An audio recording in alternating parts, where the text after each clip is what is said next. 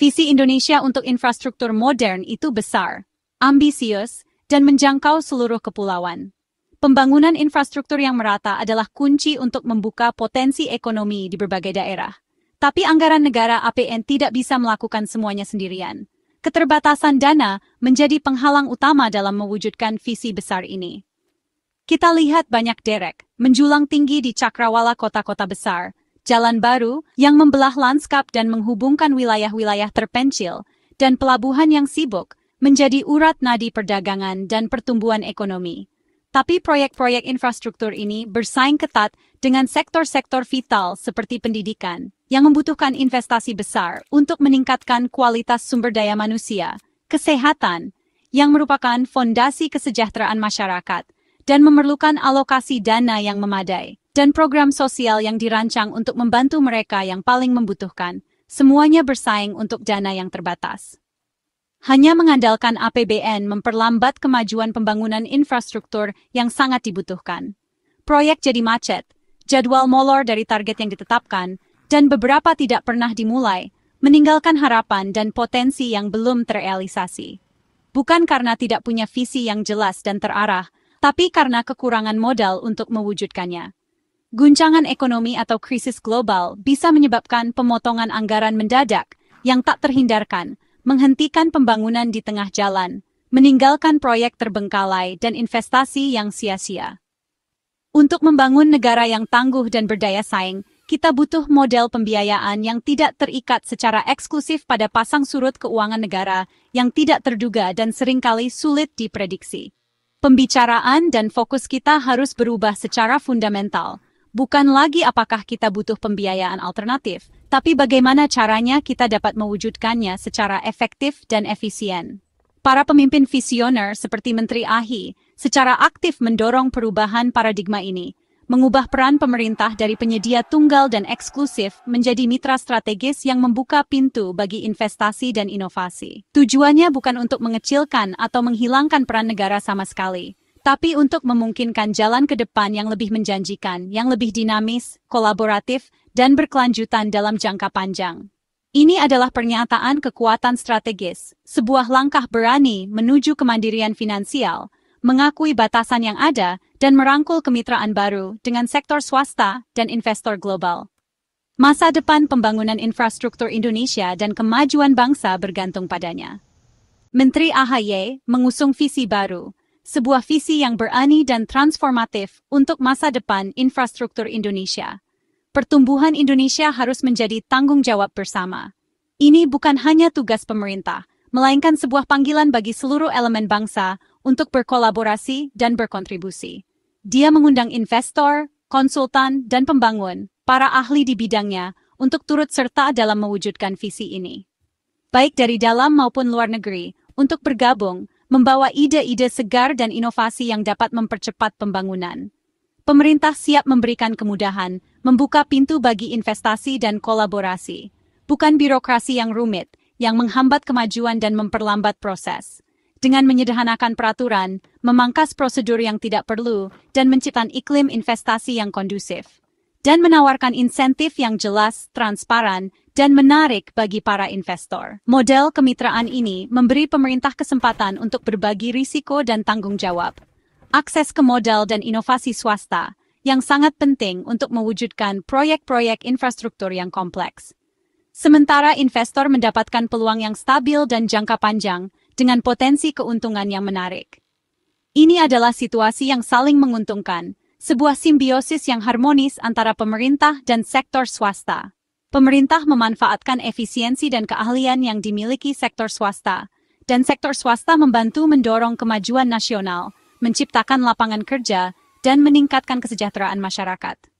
Dengan mendiversifikasi pendanaan, mencari sumber-sumber alternatif, Indonesia dapat mengejar proyek yang lebih ambisius, yang sebelumnya dianggap tidak mungkin, yang tidak terlalu rentan terhadap guncangan anggaran, dan lebih berkelanjutan dalam jangka panjang. Ini bukan hanya tentang uang baru, ini adalah tentang perubahan paradigma. Ini tentang membangun kerangka kerja pembangunan yang tangguh dan saling menguntungkan yang akan membawa manfaat bagi seluruh rakyat Indonesia.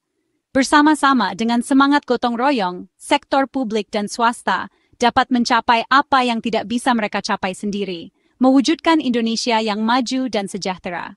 Model kolaboratif mengubah peran pemerintah secara fundamental.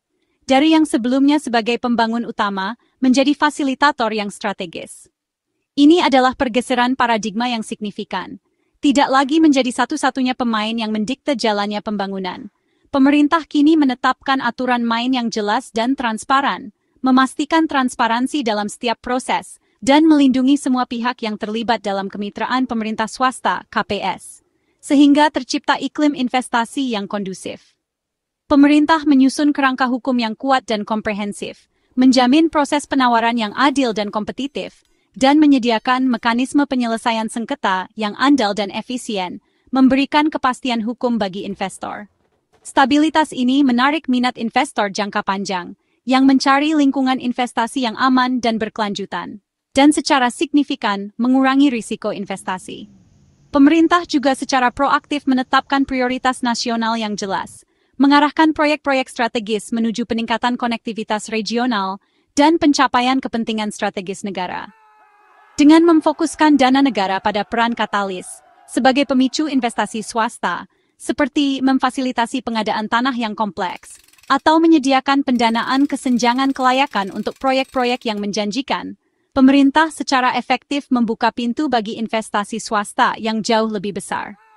Pendekatan yang ditargetkan dan strategis ini secara eksponensial melipat gandakan dampak positif dari setiap rupiah yang dibelanjakan untuk pembangunan. Pemerintah bertransformasi menjadi fasilitator yang cerdas dan adaptif, bukan hanya sekadar penyandang dana pasif. Ini adalah cetak biru baru yang menjanjikan untuk pembangunan nasional yang berkelanjutan dan inklusif. Dua konsep utama mendorong model ini, konsorsium dan pemrakarsa proaktif. Konsorsium adalah aliansi strategis. Beberapa perusahaan menggabungkan keahlian dan modal untuk menangani proyek yang terlalu besar untuk satu perusahaan saja. Sinergi ini memberikan solusi holistik dan menyederhanakan koordinasi pemerintah. Pemrakarsa proaktif, atau Pemrakarsa, adalah entitas swasta yang mengusulkan proyek bahkan sebelum pemerintah menawarkannya. Mereka melihat kebutuhan, melakukan studi, dan mengajukan ide-ide inovatif, membalik model tradisional. Pemerintah mengevaluasi proposal ini dan, jika layak, membukanya untuk penawaran kompetitif, menghargai inisiatif dan kreativitas.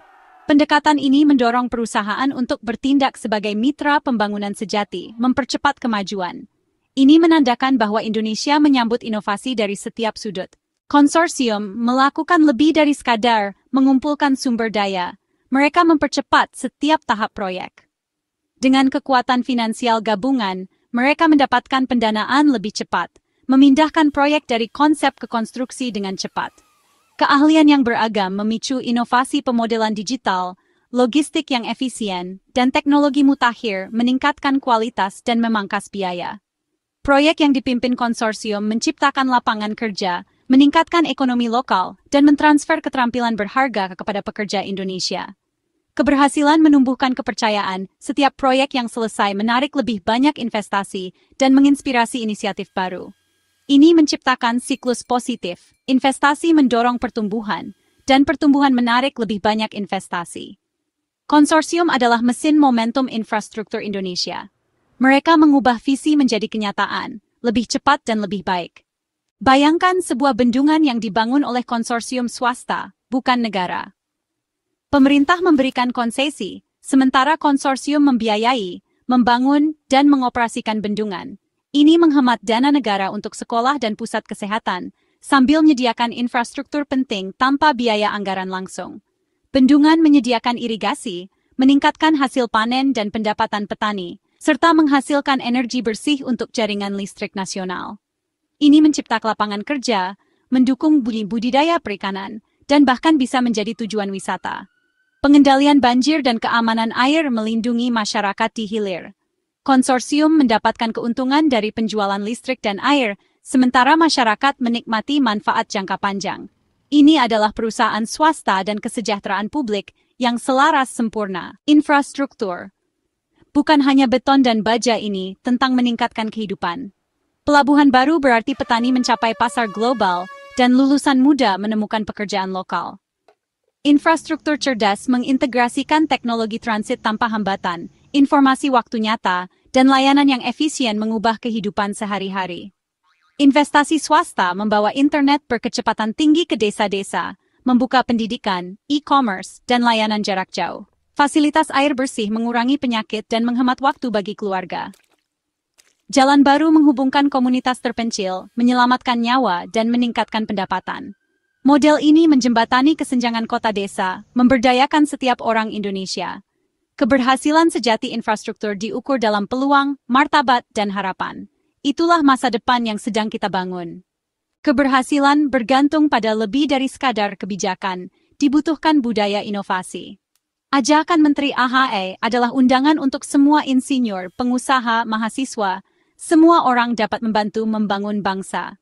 Pemerintah harus mendorong eksperimen, menyederhanakan proses proposal, dan mendengarkan ide-ide yang tidak biasa.